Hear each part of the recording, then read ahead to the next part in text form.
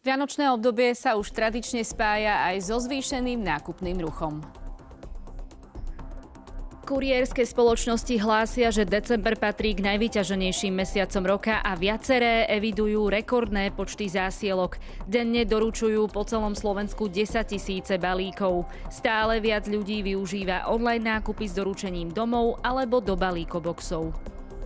Skôr mi príde, že teraz ľudia už aj online iba kupujú, že sa už im nechce ani chodiť do tých obchodov. Je to pohodlnejšie, je to jednoduchšie a majú to rovno domov. Za týždeň mi prídu aj 2-3 balíčky. Som trošku taká nákupná maniačka, dá sa povedať, ale snažím sa nepreháňať to.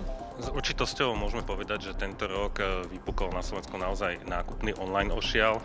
Vidíme to aj my ako doručovacia spoločnosť na množstve doručovaných zásielok. Doterajší rekord sme preskočili aj počas Black Friday výpredajov, kedy sme zaznamenali 50% nárast v počte doručovaných zásielok. Od toho Black Fridayu každým dňom počty tých doručovaných zásielok rastú. Slovenská pošta v týchto dňoch prepraví cez 100 000 balíkov denne. Čím sme bližšie k Vianociam, tým sú tieto denné počty vyššie, čo však kapacitne stále zvládame vďaka personálnemu posilneniu a rozšíreniu doručovania aj v sobotu.